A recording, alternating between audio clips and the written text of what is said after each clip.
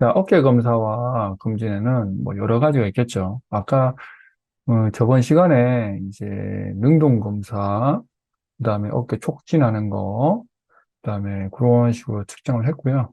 오늘은 이제 스페셜 테스트, 지금 뭐냐면 특수 검사입니다. 특수 검사고 어깨 검사에는 여러 특수 검사들이 있습니다. 하지만 그 중에서 뭐 대표적으로 몇 가지 가져왔습니다. 이거 이외에도 수많은 이름들이 있습니다. 근데 대표적으로 이런 검사들이 있고요. 거의 이제 수동 검사와 그다음에 능동 검사, 그다음에 스페이스 테스트 이 세 가지로 어깨 검사의 이학적 검사, 즉 뭐냐면은 어깨를 검사하는 이제 어떤 움직임을 통해서 검사하는 방법들에서는 끝이 납니다. 그래서 보통 수동 관절 테스트, 그다음에 능동 운동 테스트, 그리고 스페셜 테스트 이렇게 진행을 하고요. 그 다음에 이제 어깨 검사 검진에 대해서 나열된 것들을 한번 보겠습니다. 보시는 바와 같이 얘들은 apprehension 테스트, 그리고 near 테스트, Hawkins 테스트, lift up 테스트, LEC joint distraction 테스트, 요르가슴 테스트, 로드 shift 테스트, 크로스 바디 어덕션 테스트, empty can 테스트, 바이브 테스트, 로드 테스트 이렇게 테스트들이 있습니다. 제일 쉽게 흔하게 하는 거는 이제 여기 있는 apprehension 테스트랑 그 다음에 요르가슴 테스트 그리고 empty can 테스트 뭐 이렇게 테스트들이 있습니다. 그런 것들은 뭐 이외에도 뭐 아주 쓸모 있는 것들이니까 테스트들을 한번 확인해 보시면 재밌고요. 이름에 대해서 이름에 전부 다 이름이 있지만 이걸 루틴대로 쭉 그냥 한 번에 쭉 테스트하면 됩니다. 그렇기 때문에 굳이 이거 뭐 영어 이름 때문에 와 이거 뭐 이거 다 외워야 되나 이렇게 하실 필요 없고 하는 방법만 그리고 이 하는 방법이 과연 무엇을 테스트하는지에 대한 것만 알고 계시면 됩니다. 나중에 실습을 하게 되면은 이 테스트들에 대해서 하나씩 하나씩 설명을 드리고 실제로 한번 해볼 텐데요. 근데 이제 아무래도 뭐 몇 명만 초대해서 그렇게 실시하도록 하겠습니다. 첫 번째 테스트는 우리가 이제 shoulder apprehension 테스트와 relocation 테스트인데요. 네, 둘이 이게 같은 테스트입니다. 같은 테스트라고 하기에는 뭐 아주 어폐가 있지만 어프레이션 테스트를 해서 관절 불안정성을 만드는 거를 다시 리로케이션 테스트를 해서 다시 집어넣으니까 안정감을 찾더라. 뭐 이런 개념입니다. 예. 그래서 보면은 레퍼런스 테스트는 우리가 이제 그 피검사자를 그러니까 그 뭐냐면 검사를 받는 사람을 바로 이렇게 똑바로 눕혀도 되고 또는 이제 서서 하거나 앉아서 해도 상관없습니다.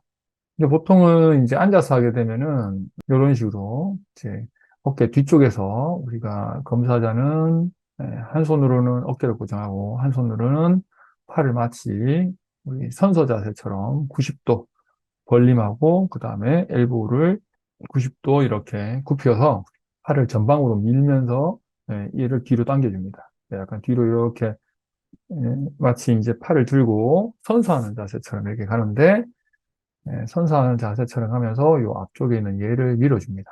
밀어주면서 이 어깨 관절, 그 상완뼈가 어깨 관절에서 전방으로 밀리면서 불안정성을 테스트합니다. 뭐 바로 누운 상태에서도 똑같이 할 수 있어요. 바로 누운 상태에서 똑같이 하는데 단 뭐냐면은 지금 한 테스트는 이 그림은 리로케이션 테스트예요. 리로케이션 테스트는 아까 우리가 팔을 이렇게 해서 뒤로 밀었지 않습니까? 이렇게 얘는 고정이 돼 있으니까 얘는 팔을 이렇게 뒤로 밀었을 때 불안감을 호소하지 않습니까? 그랬더니 그러면은 검사자가 요 부분 있죠, 요 부분. 요 부분을 안정감 있게 다시 밀어줍니다, 밑으로. 아래쪽으로 밀어줍니다. 그러면 어떻게 되냐? 아까는 불안하고 힘들었는데, 리로케이션. 다시, 로케이션, 위치. 제 위치로 가니까, 제 위치로 가버리니까 안정감이 찾아지는 거예요. 괜찮아지는 거예요. 그래서 우리가 하나는, 숄더 애프레hension 테스트는 불안정성을 유발하는 거고, 불안정성을 유발한 거를 다시 불안정성이 없도록 만드는 거를 리로케이션 테스트라고 합니다. 그래서 우리가 전방으로 밀어서 불안하게 만들고 전방으로 불안한 걸 다시 밀어 넣어서 안정감을 찾게 만드는 테스트입니다. 그래서 우리가 이제 이런 경우에는 안정감이 불안정감이 생긴다는 얘기는 뭐냐면은 관절 순에 문제가 있거나 또는 전방 쪽에 문제가 있거나 전체적으로 관절이 어, 정확한 관절 중심에서 움직임이 나타나지 않고 조금 다른 곳에서 불안한 위치에서 자꾸 움직임을 나타나면서 어깨 주변에 있는 근육들이 통증이 나타나더라. 네, 이렇게 되면은 이 오퍼레이션 테스트나 리로케이션 테스트를 합니다. 특히 리로케이션 테스트는 전방에 있는 뇌를 눌러주기 때문에 보통 이제 뭐냐면 전방에 있는 불안정성에 대해서 막아주는 역할을 해줍니다. 한번 테스트를 한번 해보시면 또 재밌어요. 그 두 번째, 허킨스 테스트입니다. 허킨스 테스트는 이제 찝힌 증후군, 우리가 이제 저번에 말씀드렸죠. 견쇄관절, 견봉이 있고, 견봉 바로 밑에 있는 이제 어깨 뼈에, 팔뼈에, 머리가 우리 견봉의 사이에서 공간이 좁아지면은 뭐가 생긴다? 집힘 증후군이라는 게 생긴다고 했죠. 그 집힘 증후군을 테스트하는 걸 이제 니어 테스트라고 합니다. 니어 테스트는 회전근개의 집힘을 확인하는 특수검사로 샬레라는 정형외과 의사가 제안을 했습니다. 검사자는 대각선 옆에 일단 섭니다. 이렇게 섭니다. 그리고 한쪽 손으로는 먼저 검사자의 어깨를 고정을 시켜줍니다. 그죠? 어깨를 고정시켜주고, 어깨가 고정이 되면 하면은 검사자는 팔을 이렇게 안쪽으로 최대한 안으로 돌립니다. 돌린 상태에서 내회전을 만들어줍니다. 그 상태에서 팔을 쭉 고정시킨 상태 그대로 유지하면서 팔을 천천히 올려줍니다. 위로. 올려주면은 당연히 위에 있는 견봉이랑 그 다음에 우리가 헤드랑 건 뭐냐면은 다시 요 위에 견봉 있죠. 상완뼈에 머리가 있잖아요. 상완뼈에 머리가 있으면 상완뼈 머리의 요 공간, 요 X자 형태의 공간, 여기 공간의 내외전을 하게 되면은 당연히 좁아지는 형태로 들어가고 그걸 팔을 올리면서 이 공간이 좁아지면서 찝히겠죠. 그래서 보통 회전근개의 극상근의 집힌 증후군 유발 테스트입니다. 이거를 천천히 올렸을 때 통증이 안 올라가는 듯이 저항을 느낀다든지 이 고객이 또는 피검사자가 얼굴이 막 울상이 됩니다. 그죠? 울상이 됩니다. 하면서 하면 아니거나 반대쪽으로 몸을 이동하게 됩니다.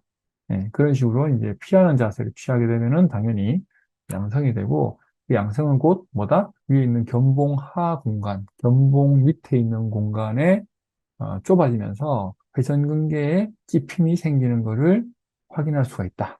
그래서 니어 테스트라고 합니다. 자, 호킨스 테스트도 마찬가지. 호킨스 테스트도 똑같습니다. 호킨스 테스트도 찝힘 증후군을 유발하는데 이것도 보시면은 팔 전체로 봤을 때는 거의 내회전을 시키는 동작을 하게 됩니다. 네. 아까 우리가 이제 니어 테스트나 이런 것들은 팔을 위로 끝까지 올려야 되잖아요. 근데 호킨스 테스트는 뭐예요? 팔을 끝까지 올리지 않고도 중간에 보시면은 뭐다? 한 90도 정도 올린 상태에서 옆으로 이렇게 돌리면서 약간 팔을 꺾듯이 안쪽으로 이렇게 내외전시키는 동작을 한다. 그래서 호킨스 테스트도 임피치먼트, 즉 찝힘 증후군에 대한 검사다. 내외전을 시키고 그 내외전을 이쪽에 보면은 호킨스 테스트는 내외전을 팔을 90도 올린 상태에서 내외전을 시키면서 위쪽에 있는 그 견봉 하 공간을 집힘을 만들어내는 유발 검사입니다. 유발 검사고 유발 검사 상에서도 우리가 90도 정도만 올려도 검사를 할 수가 있다. 그죠? 아까는 오히려 이제 팔을 많이 올려야 되는 상황일 수도 있고, 그 다음에 내외전 시킨 상태에서 팔 천천히 굽힌 패턴을 만들어낼 때, 여기는 회전을 더 강조하는 거고, 아까 거기는 회전보다는 이제 올라가면서 굽힌 패턴을 만들어내면서 테스트하는 거다. 리프트 오프 테스트는 회전근개 파열 중에서 견갑하근에 문제까지 있을 경우 팔의 내회전이 힘이 유지가 되지 않거나 통증이 심하게 있는 경우 테스트를 합니다. 사진을 보시는 바와 같이 앞에 보시면은 앞에 내외전돼 있죠? 이렇게 팔이 내외전돼 있습니다. 내외전된 상태에서 팔을 이렇게 들어줍니다. 들어준 상태에서 뭐다? 유지하고 있어야 됩니다. 이렇게 떨어진 상태로 유지가 돼야 되는데 놓으면은 갑자기 밑으로 뚝 떨어지면서 등이 붙어버립니다. 여기에. 이런 경우 우리가 이제 견갑하근이 위축이 생기거나 또는 견갑하근의 힘줄에 손상이 생기거나 이런 뭐 문제들을 테스트하는 방식입니다. 그래서 팔을 옆으로 열중시켜 보세요. 팔을 떼보세요. 했을 때 아파요. 아니면 또는 통증이 생기거나 아니면 힘이 없어서 붙어버리거나 뭐 이런 경우에 문제가 생기면은 우리가 뭐다? 견갑하근의 문제다. 저번 시간에 한번 그 얘기를 한번 해줬죠. 회전근개가 파열이 되면서 좀 회전근개 파열 중에서 좀 심하다 하면은 견갑하근의 문제까지 확인을 해야 됩니다. 그래서 견갑하근은 근육이에요. 뇌회전. 아셨죠? 예, 뇌회전 근육이기 때문에 그 뇌회전 하면서 테스트하는 방식으로 했고 요거하고 똑같은 방식은 아니지만 하여튼 비슷한 방식으로 벨리 프레스 테스트나 베어 허그 테스트가 있습니다. 베어 허그 테스트는 이제 나중에 검색을 한번 해보십시오. 베어 허그 테스트나 벨리 프레스 테스트에서 배를 누르는 동작 같은 테스트들이 있습니다. 베어 허그 테스트도 마찬가지입니다. 그래서 그런 힘줄에 문제가 있거나 뭐 이런 것들을 찾아낼 수 있는 테스트다. 요르가손 테스트입니다. 요르가손 테스트는 상완 이두근의 힘줄, 즉 뭐냐면은 어깨 관절의 앞쪽 안정성을 담당하는 상완 이두근의 긴 힘줄의 불안정성을 테스트하는 방법입니다. 엎침에서 뒤침. 자, 엎침에서 뒤침은 무슨 얘기냐면은 손등을 위로 갖고 있다가 뭐예요? 손바닥을 위로 올리는. 지금 뭐냐면은 손등을 위로 대고 있다가 손바닥을 위로 올리는 형태로 엎침에서 뒤침으로 이렇게 돌려줍니다. 지금 뭐냐면은 요렇게 돌려줍니다. 손목을 돌려주면은 상완 이두근이 더 당겨집니다. 더 당겨지고 당연히 더 당겨지면 뭐가 되겠어요? 상완이 두근 힘줄은 여기서 엄청 당겨지겠죠, 아래 방향으로. 그러면서 여기가 이제 옆으로 이동을 한다든지 또는 통증이 심하게 발생을 하더라. 그러면 당연히 보다 양성이 되겠죠. 그래서 요로가손 테스트입니다. 한번 기억해 놓으시면은 우리가 팔이 왜 이렇게 아파? 뭐 특별한 것도 하는 게 없는데 라고 했을 때 이런 테스트들을 할 수가 있습니다. 이것도 나중에 뭐 테스트가 당연히 상완이두근의 힘줄 테스트잖아요. 상완이두근의 긴 섬유에 대한 힘줄 테스트예요. 자, 상완이두근의 긴 힘줄은 어디 붙어 있어요? 당연히 관절순에 붙어 있죠. 관절순. 관절순은 어디 있습니까? 관절순은 어깨 관절이 이렇게 구멍이 이렇게 있으면은 당연히 요 주변에 있는 조직이죠. 네. 뭐라 그랬어요? 네. 관절순은 당연히 어깨 관절의 안정성 담당하는 곳입니다. 그죠? 이 윗부분이 찢어지면 뭐다? 슬랩이라고 했죠. 슬랩 손상이라고 했습니다. 슬랩 손상이라고 했어요. 그래서 상완 이두근의 문제를 확인하면서 동시에 전방 쪽에 문제가 있는지까지 확인을 할 수 있는 테스트다. 또는 상완 이두근의 장두, 즉 뭐냐 긴 머리가 관절순에 대한 안정성까지 확인해 볼 수 있는 곳이다. 네, 그렇게 확인해 주시면 되고요. 로드 시프트 테스트, 정말 간단한 테스트입니다. 고객이 할 때 그냥 가만히 앉아 있으라고 합니다. 앉아 있고 어깨 관절면을 갖고 이런 식으로 뭘 잡아준다? 당연히 쇄골하고 뒤에 있는 어깨뼈,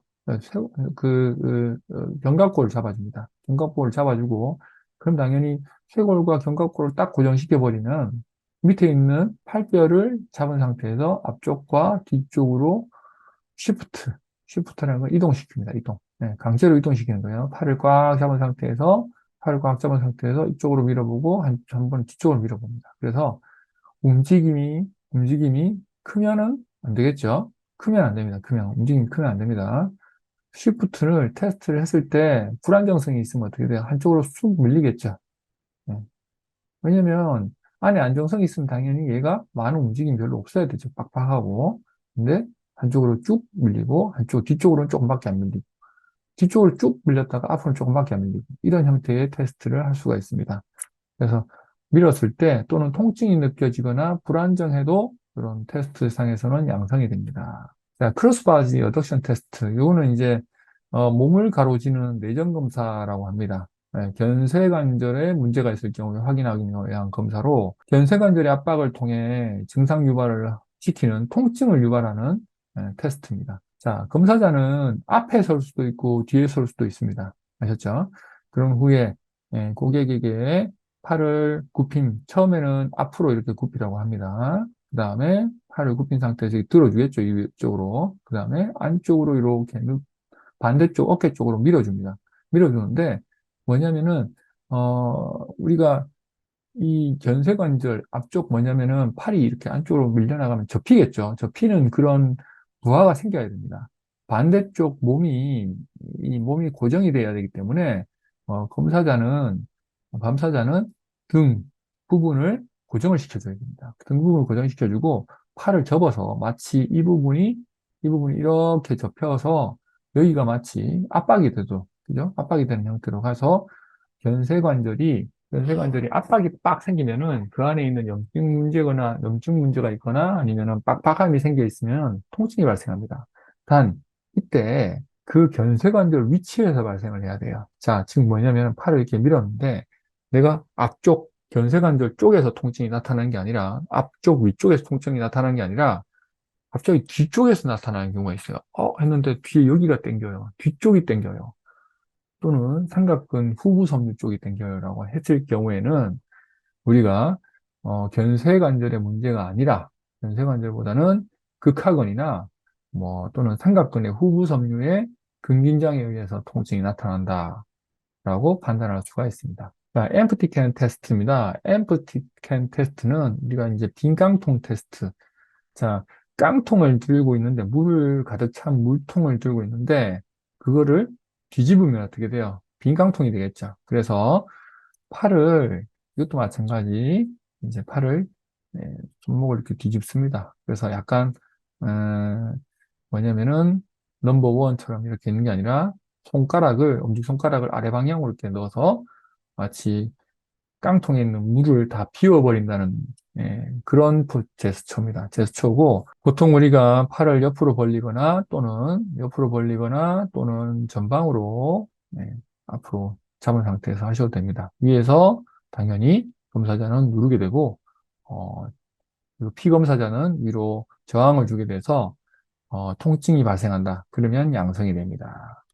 양성이 되는 의미는 무슨 의미냐? 여기. 어, 여기에 당연히 찝힘 증후군이 생긴다. 찝힘 증후군이 생기는 겁니다. 찝히는 겁니다. 여기 다 찝히는 거예요. 찝히는 생기면은 지금 뭐냐면 상완뼈에 그 공간이 굉장히 중요하다는 뜻이에요. 그래서 대부분 검사들은 이런 검사들이 많이 포함되어 있습니다.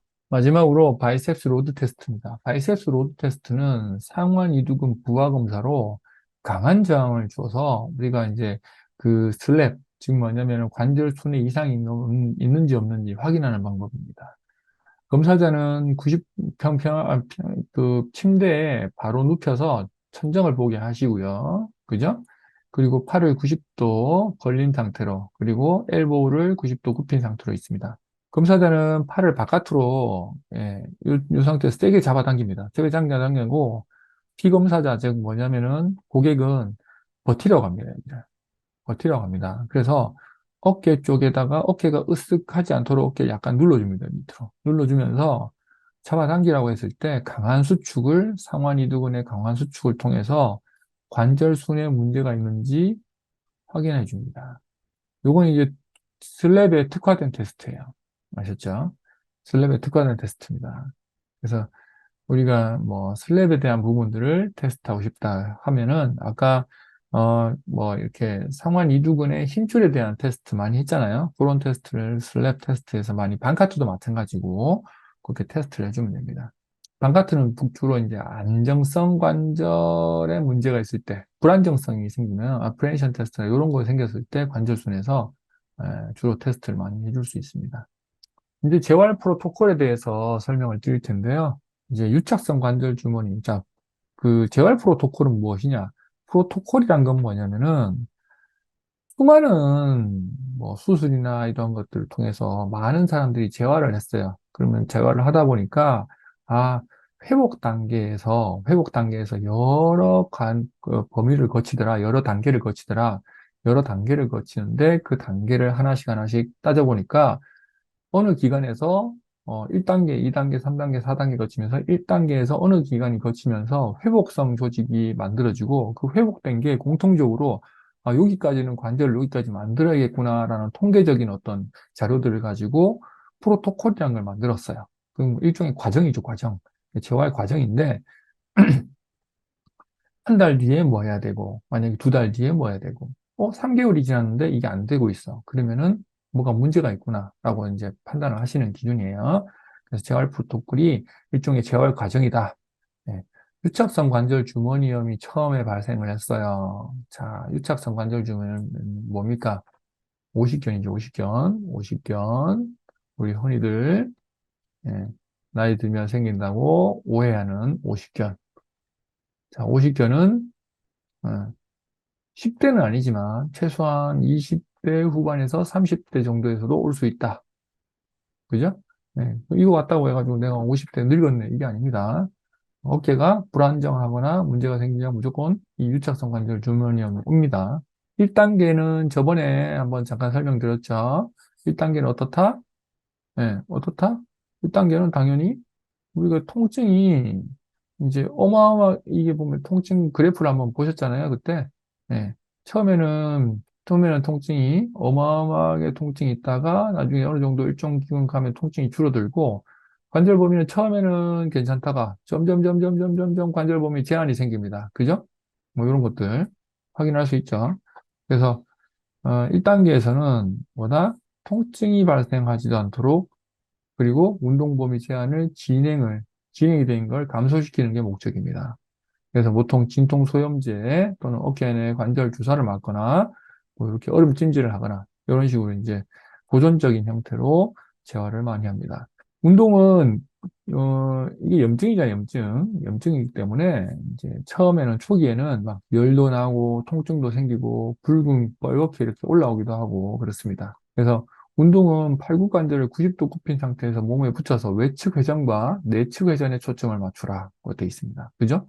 내측 회전과 외측에 대해서. 그리고 능동 보조 관절 가동 범위 운동이라고 있어요. T바라고 혹시 아세요? 어떻게 생겼냐면 이렇게 T자처럼 생겼는데 깁니다.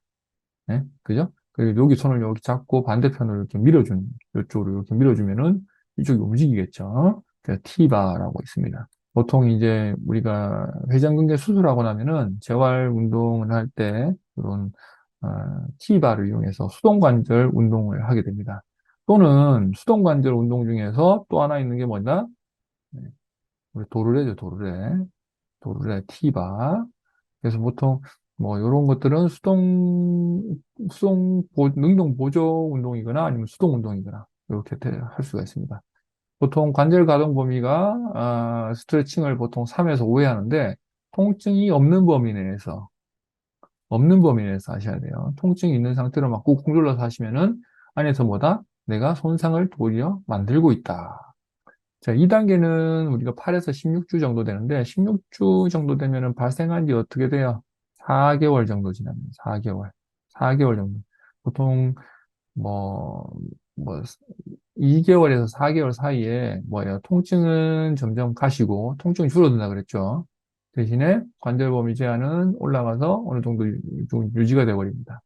그래서 뭐냐면은 통증 조절을 또 물론 해야 됩니다. 중간에 이제 계속 통증이 생길 수가 있으니까 어깨 관절의 운동을 향상시키고 회전근개의 어깨 안정과 근의 활성화를 만들어줍니다. 이게 결국에는 오십견이라는 게 관절이 제 위치에 있지 않기 때문에 관절이 중심화되지 않고 제 위치에 있지 않은 상태다 보니까 관절 주머니를 때리게 되고 염증화됩니다. 그런 부분들을 이제 설명하고 그럼 결국에는 관절의 안정화근을 활성화시키고 회전근개가 당연히 뭐 이렇게 두 가지가 같은 얘기죠. 그리고 어깨 관절 운동도 향상을 시켜야 됩니다. 그래서 140도 굽힘 상태를 한번 만들어 보고 45도의 외측 회전도 만들어 보고 요렇게 이제 뭐 한 4개월 이게 근데 특별하게 뭐 이렇게 딱 기간 딱 정해놓은 건 아니에요. 관절 범위를 최대한 일단 무조건 만들어야 되고 그 관절 범위에 따른 여러 가지 운동들이 있는데 굽힘은 140도 이상 그다음에 45도 외측 회전을 꼭 만들어 주자. 운동은 다친 사슬 운동으로 실시하는 게 좋습니다. 다친 사슬 운동에 대해서는 뒤에 설명을 한번 드리겠지만, 우리가 움직임을 만들어내는 사람이 이렇게 있지 않습니까? 그죠? 팔을 여기 고정시키고 팔이 왔다 갔다 이렇게 움직이면은 열린 사슬입니다. 근데 내 팔을 고정을 시키고 내 몸이 왔다 갔다 하잖아요? 그러면 이거는 다친 사슬 운동이 됩니다. 그래서 다친 사슬 운동을 한다는 얘기는 뭐냐면 어떤 곳을 잡고 스트레칭 하듯이 팔을 뒤로 쭉, 몸을 뒤로 쭉 빼듯이 하면은 그게 이제 다친 사슬 운동이 됩니다. 그리고 어깨뼈의 견인 및 안정화 운동도 실시해줘야 되고, 세라밴드를 이용한 저항 운동도 가볍게 실시를 해줘야 됩니다. 4개월 후에는 당연히 뭐 여러 가지 통증 징후들이 없어지고 통증이 지속적 통증이 나타나거나 이런 뭐 이렇게 지속적 통증이 나타나면 안 되겠죠. 그리고 동작의 손실도 나타나면 안 됩니다. 이런 것들이 계속 지속적으로 반복된다는 얘기는 관절 범위가 점점 줄어들게 됩니다. 즉 뭐냐면은 동작의 소실도 문제가 생기고 동작의 소실도 생기고 지속적 통증이라는 얘기는 안에 당연히 안정화된 관절이 아니다. 문제가 더 심각해질 수 있다. 그럼 관절 범위가 더 떨어집니다. 나중에 팔이 거의 뭐 내가 안 올라가는 정도로 심각해집니다. 이제 3개월, 4개월 이상 시에도 이제 동작의 소실이나 통증이 지속적 통증이 있으면 뭔가를 다른 걸 해야 됩니다, 빨리. 정말 중요한 운동을 빨리 해줘야 됩니다. 주 3회 회전근개 강화 및 다친 사슬 운동. 만약에 통증이 없고 동작 소실이 없을 경우에는 강화 운동하고 다친 운동에 원래 약하게 하던 걸 좀 더 강하게 하고 통증이 없는 범위 내에서는 가벼운 저항 운동도 실시할 수가 있습니다. 물론 이제 2년 정도 지나면 강한 운동들을 통해서 여러 운동들도 할 수 있겠죠. 슬랩 재건술 후 재활 운동입니다. 자, 슬랩 우리가 관절순이라고 그랬죠. 관절순이고 우리가 상완 이두근이 이렇게 슬랩이라는 곳이 있으면 이게 슬랩이라고 만약에 합시다. 슬랩이라고 하면은 요 끝에 이렇게 뭐예요? 상완 이두근 힘줄이 이렇게 붙는다 그랬죠. 이 앞쪽에는 이렇게 돼서 당연히 상완 이두근이 이렇게 있습니다. 그죠? 강력하게. 그럼 얘가 쭉 올라와서 여기 있는 관절순 위쪽에 살짝 붙고 요 아래쪽, 앞쪽과 뒤쪽 요 공간을 이제 슬립이라고 했습니다. 그래서 슬랩이 찢어진 상태에서 재건술에 대해서는 저번에 한번 수술에 대해서 설명 한번 드렸죠. 0에서 4주 동안은 CPM 장비를 이용한 수동관절 운동해야 됩니다. 움직이지 않는 선에서 등척성 운동도 가능하고요. 그리고 요거 중요합니다. 능동적 손목 관절 운동. 자, 여기서 할 수 있는 능동적 운동은 손목 관절 운동밖에 없어요. 보조기 차고, 그 다음에 보조기 벗을 때는 CPM 장비를 이용해서 수동 관절 운동 장치를 통해서 안에 있는 관절을 계속 굳지 않도록 하면서 순환시키고 만들고, 움직이지 않는 선에서 등척성 운동은 가능하다. 그죠? 등척성 운동은 가능하다. 그리고 최소 3에서 3회 정도를 5분에서 10분 동안 진자 운동. 진자 운동은 팔을 이렇게 늘어뜨린 상태에서 팔에 힘을 크게 주지 않은 상태 선에서 팔을 이렇게 흔들어 줍니다. 그걸 진자 운동이라고 합니다. 4에서 6주 정도 지나면은 이제 통증이 서서히 사라집니다. 통증이 서서히 사라집니다. 통증이 없어지면서 보조기도 제거할 수가 있습니다. 보통 이제 4주에서 6주 정도는 병원에서도 이제 보조기 좀 그만합시다 얘기를 해요. 근데 이제 그래도 내가 아파. 살도 아프고 그때는 보조기 착용할 수도 있습니다. 근데 4에서 6주에서는 특별한 통증이 거의 없으면은 보조기를 제거를 합니다. 그래서 전방 굽힘과 옆벌림, 능동 운동, 좌측 운동, 뭐 능동 보조 운동. 굉장히 쉽게 말하면 0에서 4주 동안 4에서 6주 동안에 이제 보조기 제거를 하냐 마냐 결정을 하고요. 그 다음에 나머지는 진자 운동, 뭐 등척성 운동, 뭐 CPM 장비를 이용한 수동 관절 운동, 뭐 대부분 수동이나 등척성 이런 걸 하고 손목만 능동 관절 운동을 할 수가 있습니다. 손목만. 6주까지는 이제 전방 굴곡 160도 뭐 이렇게 되어 있는데 이게 지금 보면은 막 이렇게 프로토콜들이 사실 이거 미국 거예요. 미국 거. 미국 거. 제가 만든 거 아니에요. 미국 건데 이런 형태의 160도, 벌림 120도, 45도 외측 회전 뭐냐면 정확하게 이렇게 가지 않습니다. 아셨죠? 그렇다고 낮지를 않는 게 아니에요. 낮습니다. 실제 교과서적인 내용이 다를 수도 있다는 얘기예요. 그러면은 내가 뭔가 특별한 뭔가를 하나 해야겠구나 해서 빨리 뭔가를 하고 있어야 됩니다. 의사 쌤을 만나서 상담을 한다든지 또는 재활 운동을 더 적극적으로 한다든지 정확하게 한다든지 그래서 이런 형태의 전방 굴곡 160도는 만들어 줘야 된다. 6에서 12주 사이에 보통 한 3개월 정도 지나죠. 3개월 정도 지나는데, 우리가 회전근개 강화를 위한 등척성 운동, 회전근개 강화를 이제 슬슬 해요. 그리고 여기 보시면 능동 운동도 시작하고 가벼운 모든 관절 방향에서 저항 운동을 실시합니다. 6에서 12주 동안은. 그리고 12주 이후에는 당연히 180도 관절 확보하고 뭐 열심히 운동하면 됩니다. 그다음부터는. 자, 우리가 가장 많이 접하는 회전근개 수술입니다. 회전근개 수술 중에서 그 중에서도 제가 딴 거 안 하고 완전 파열을 했습니다. 완전 파열. 완전 파열을 제가 적어놨고 0에서 6주차. 자, 요 기간을 한번 보세요. 0에서 6주차 직접. 뒤쪽 거 한번 볼게요. 우리가 7에서 12주차, 12에서 18주차. 여기 이제 보면은 6이라는 숫자가 있죠. 그래서 6주를 보통 기준으로 합니다. 그래서 보통 뭐 CPM 장비하는 거 여기 나와 있는 공통적으로 CPM 장비하고 있고요. 그죠? CPM 장비. 그리고 수동관절 운동, 견갑골의 정상적 위치 인지 훈련도 하고 있습니다. 이건 이제 그냥 쉽게 말하면은 CPM 운동, 수동관절 운동 하면서 동시에 인지 훈련을 시켜줍니다. 어깨뼈에 대해서. 2주에서 6주차 사이에는 뭐 당연히 CPM 해야 되고, 진자 운동 해야 되고, 냉찜질 해야 되고, 지금 뭐냐면은 6주까지는 무조건 약간 보호기간입니다. 보호기간. 그래서 보호기간 동안은 특별한 능동 운동은 손과 팔꿈치 등의 능동 운동 빼고는 대부분 수동 운동입니다. 그래서 보통 6주차가 넘어가야지 재활을 시작합니다. 그래서 수동 관절 운동의 굽힘은 회전 이런 것들은 집에서 뭐 간단하게 할 수 있으니까 보통 집에서 많이 하려고 해줍니다. 그냥. 7에서 12주차에서부터 시작해서 이제 요거 중요합니다. 갑작스런 동작 금지. 사람들이 안 할 것 같지만 생각으로 많이 합니다. 또 CPM 보조기를 또 빼게 되거든요. 6주에서 7주차 사이 정도에서 보조기를 빼라고 합니다.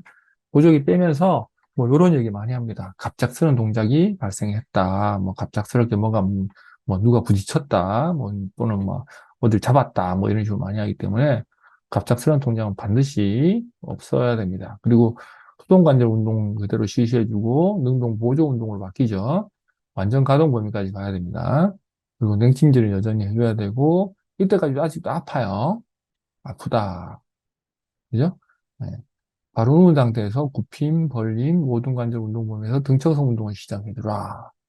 네, 그렇습니다. 이건 좀 재미가 없어요. 뭐 프로토콜 자체가 그러니까 한번 공통적인 거는 6주 정도에서 이제 보조기를 제거를 하더라.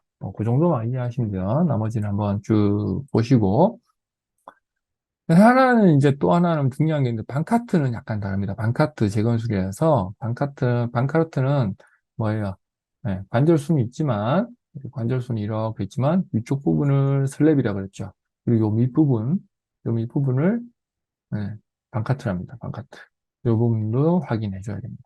그래서 우리가 뭐 0에서 6주차, 0에서 6주차 대부분 불가입니다. 불가. 운동 실시 불가, 신전 불가. 자, 그럼 뭐가 되느냐? 뭐, 손목, 운동, 밖에 되지 않습니다. 아셨죠? 수동관절 범위 한번 보세요. 20도밖에 안 됩니다. 그리고 이제 6주까지 40도 증가 조금씩 더 시킵니다. 20에서 40, 그럼 정말 작습니다. 그리고 굽힘 90도. 중요한 거는 벌림이 불가합니다. 그죠? 벌리는 건 안 돼요. 바깥에서 기억할 거, 초기에 거의 능동 운동이 불가능하다. 능동 운동이 아니라 수동 운동도 불가능하다. 그래서 뭐다? 굽힘만 한 90도 정도로 만들어주는 거, 벌림은 아예 안 되고, 그 정도로 생각하시면 됩니다. 6에서 12주차까지는 관절 범위 확보를 하고, 수동이에요. 수동 관절 운동 범위로. 12주차에서 완전 가정 범위를 확보해줘야 되고, 어깨뼈 중립자세, 스캡션이라 해서 어깨뼈 면을 통해서 중립 위치에서 내외전, 외외전 능동 운동 시작해 줍니다.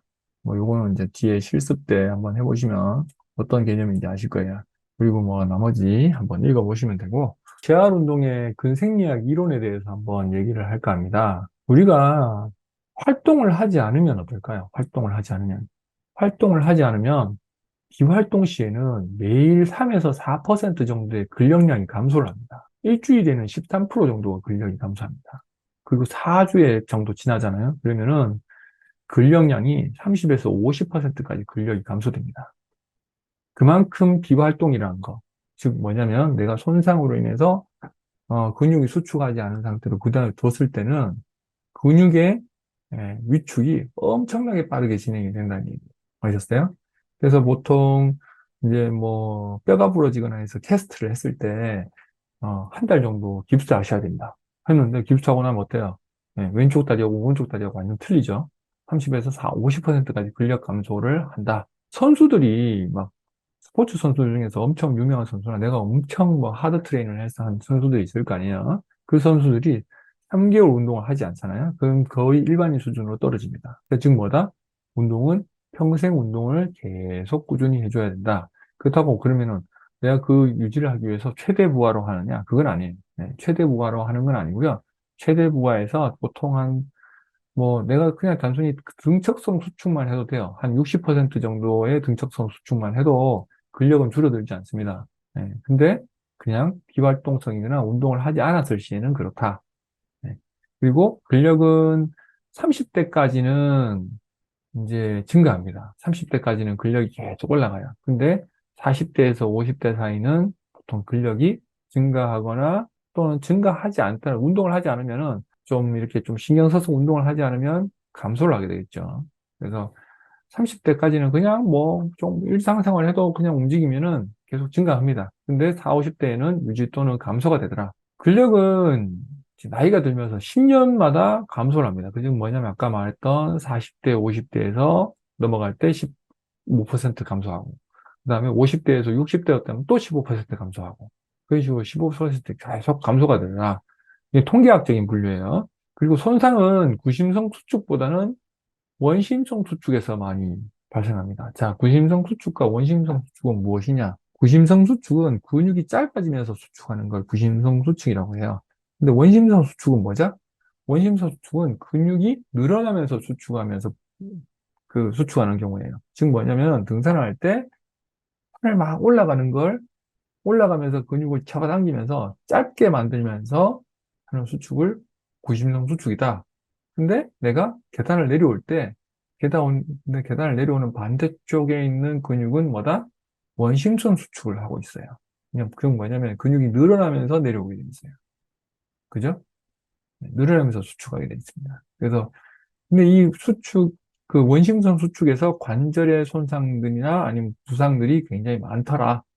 그걸 이해하시고 또 하나 우리가 운동 시 생기는 관절의 부하, 즉 뭐냐면은, 자, 70kg 사람이 점프 후에 찔치를 했다고 가정을 해봅시다. 그러면 부하가 몇 킬로까지 증가할까요? 보통 800kg까지 증가합니다.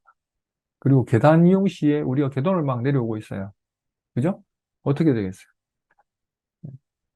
70kg인 사람은 300kg의 압력을 받습니다. 아셨죠? 그만큼 많은 압력을 받아요, 관절에. 즉 뭐냐면은 즉 계단을 이용해서 내려올 때 원심성 수축을 하고 내 몸이 70kg인데 내려오는 압력은 300kg까지 증가하고 원심성 수축이다. 그럼 당연히 손상이 일어나는 거죠.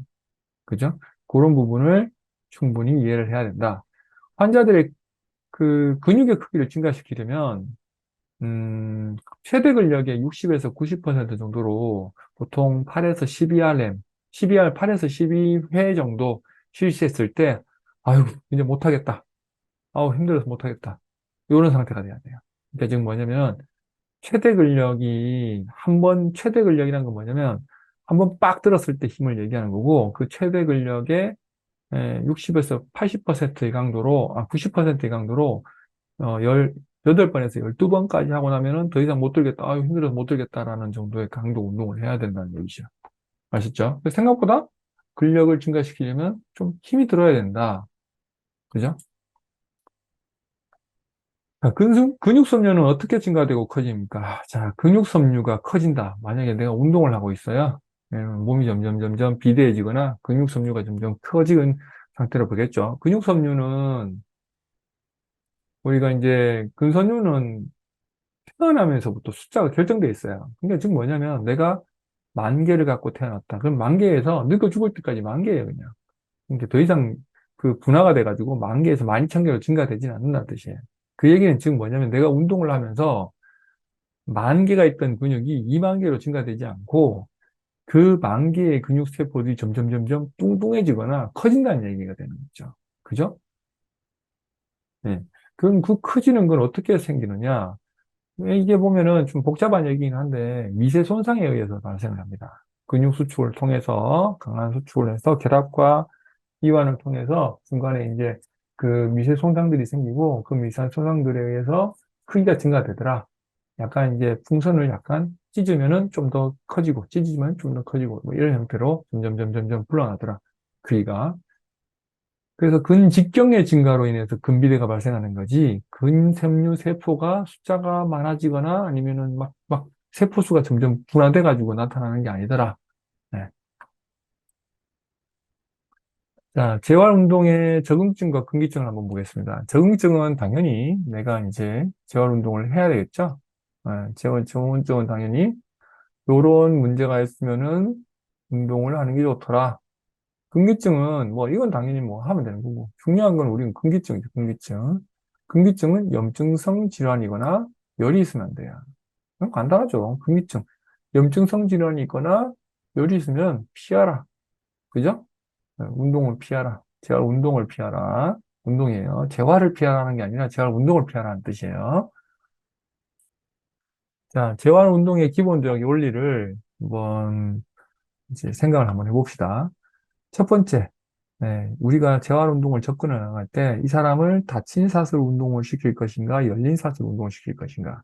다친 사슬은 뭐예요? 아까 관절이, 그건 뒤에 가서 설명 한번 드릴게요. 그리고 속근을 발달시키느냐, 지근을 발달시키느냐. 이 내가 관정성을 강화시킬 것인가, 운동성을 강화시킬 것인가. 감각 운동을 학습시키고 인지 학습을 시키겠다. 또는 내가 어떤 운동을 시킬 때 단순히 하나의 관절을 운동시키는 게 아니라 연결성을 가지고 어떤 동작에 대한 운동을 시켜야 된다는 거죠. 그래서 여러 재활적인 접근이 있지만 기본적인 원리는 일단 이런 곳에서부터 시작하면서 생각을 해보자. 아시겠죠?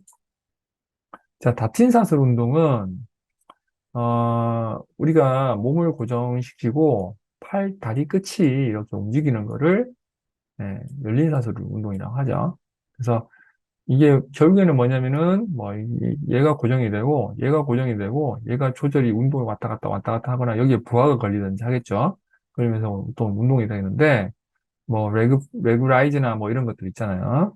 네, 그런 운동들이고 레그라이즈, 레그컬 해서 무릎을 굽혔다 폈다 하는 동작을 하면서 몸통은 고정되어 있는 상태고 팔다리가 움직이는 상태를 열린 사슬. 근데 문제는 발은 끝은 고정되어 있어요. 내 몸이 움직이는 거예요. 그죠? 네, 내 몸이 움직이고 근육은 얘가 고정되고 얘가 움직이면서 이쪽에 있는 근육들이 발달하겠죠. 또는 이쪽 근육도 발달하겠고 또 허리 쪽 근육도 발달하겠고 뭐 이렇게 이제 운동을 시키는 거예요. 아셨어요? 자, 그러면 닫힌 사슬 운동과 열린 사슬 운동을 뭐 어떻게 뭐 장점, 단점 뭐 여러 가지 있겠는데 장점, 단점 다 때려치고 그럼 난 재활은 어떻게 할 것이냐? 재활은 닫힌 사슬 운동은 재활 초기에서 중기까지 무난하게 해주면 되고요. 열린 사슬 운동은 되도록이면 재활 후기에 실시하도록 합니다. 물론 이제 부하가 없는 상태에서 조절이 잘 되면은 열린 사슬 운동이 또 할 수가 있어요. 하지만 그게 잘 안 되기 때문에 왜냐하면 운동 감각이나 운동 인지가 안 되어 있기 때문에 보통은 닫힌 사슬 운동으로 실시하는 게 좋습니다. 네, 그걸 이제 인지하시고 계셔야 돼요. 자, 다음 지근과 속근에 대해서 잠깐 좀 얘기 한번 해보겠습니다. 지근은 느린, 뭐 지근이 당연히 느리다는 뜻이죠. 느리다는 얘기는 마라톤 생각하시면 되겠죠. 그죠? 속근은 뭐예요? 빨리 달리는 거예요. 빠르게, 빠바박. 우리는 뭐예요? 얘를 원합니까? 얘를 원합니까? 솔직히 뭐 다들 이쪽을 원하겠죠. 이거 봤을 때 약간 좀 머리도 없고, 이렇게 머리가 없고, 그 다음에 막 엄청 말라 보이잖아요. 그죠? 네, 근데 누가 더 오래 산다? 어, 얘가 더 오래 삽니다. 얘가 더 오래 삽니다. 속근을 발달시키게 되면은 관절의 안정성이 좀 떨어져요. 지근하고 속근은, 일반인들은 지근과 속근의 비율이, 지근은 한 뭐, 40%, 속근은 보통 50에서 60% 정도 있는데, 보시는 바와 같이, 그렇잖아요. 어, 우리가 속근은 빠르게 운동시키고, 강하게 운동시키고, 막 속도를 빨리 내지만, 대신에 뭐다? 네, 금방 지쳐버립니다. 지근은 뭐냐면 내가 근육을 계속 똑같은 동작을 반복을 계속 할 수 있는 그런 그런 근섬유예요. 그런 근섬유들을 뭐 어떻게 뭐 하냐? 지근은 어떤 때 움직이냐면 느린 속도에 천천히 가는 느린 속도에서 최대 근력의 한 40% 강도까지 단독으로 작용을 합니다. 속근은 뭐 빠른 속도에서는 바로 작동을 합니다. 그렇다고 속근이 뭐 느린 속도에서는 그러면 작동을 안 하냐? 그것도 아니에요. 속도는 느린 속도에서 작동을 합니다. 근데 최대 근력이 한 40% 강도에서 느린 속도지만 근력이 좀 높은 강도에서는 속도는 무조건 작동해요. 그러니까 지금 뭐냐면 근력의 문제가 높아지면 근력을 쓰는 확률이 커지면은 속근이 작동을 한다는 얘기예요. 그래서 재활을 할 때는 주로 보다 지근을 쓰는 게 좋습니다. 천천히 반복을 30에서 50번 정도 반복을 합니다. 아셨죠? 그 정도로 그러면 계속 그것만 하냐? 그건 아니에요. 나중에 어떤 퍼포먼스나 더 위에서 뭘 한다? 속근으로 넘어가야겠죠. 그렇죠? 그래서 이런 부분들을 이해를 해줘야 된다. 자, 이때까지 것들에 대해서 한번 고민을 한번 해보세요. 자, 고민을 한번 해보세요. 첫 번째, 통증이 발생하거나 염증성 문제로 움직임이 제한이 생겼어요. 또는 관절의 손상이나 부상으로 인해서 수술적 치료를 했어요. 또는 잘못된 동작을 지속적으로 반복해서 강화되어 통증이 지속되었어요. 아무튼 간에 뭔가 해가지고 뭔가 이벤트가 있어서 아파요. 내가 아픈 상태에서 어떤 고객이 찾아왔어요. 또는 누군가가 나한테 물었어요. 그럼 왜 아픈지 생각하고 왜 아프세요? 또는 어떻게 아프세요? 물어봐야 돼요. 그 사람한테. 당연히 다 물어보겠죠. 근데 안 물어보고 그냥 막 얘기 막 하는 사람 많아요. 그래서 왜 아픈지 생각하고 한번 내가 생각하는 거예요. 내가 생각하고 물어보는 거예요. 왜 아플까요? 이러면서. 왜 아픈지에 대해서 본인도 뭔가 생각이 있을 거 아니에요. 뭐 이것도 좀 얘기를 합니다. 그래서 이게 그 중에 대화 중에서 이게 급성인지 만성인지를 구분해야 됩니다. 또는 이게 근육의 문제인지 관절의 문제인지 근막의 문제인지 신경의 문제인지를 구분해야 됩니다. 또는 능동적인 문제인지 수동적인 문제인지, 즉 뭐냐면 근육과 근막에 의한 능동적인 문제인지, 그러니까 내가 직접 움직이면서 생기는 문제인지, 또는 그 움직임으로 해서 생기는 파생된 형태의 관절이나 신경, 혈관에 대한 문제인지, 수동적인 문제인지 한번 확인해 봐야 됩니다. 그래서 만약에 수동적 문제인 경우, 수동적인 조직의 문제인 경우, 수동적 움직임을 통해서 발견을 해야 되고, 능동적 문제인 경우, 능동적 조직의 문제인 경우, 즉 근육과 근막의 문제인 경우는 능동적 검사를 통해서 발견을 해야 됩니다. 그래서 쉽게 말하면 내가 능동적 검사를 통해서 뭔가를 내가 동작을 시켜보고 뭐 했을 때 통증이 발생하고 있어요.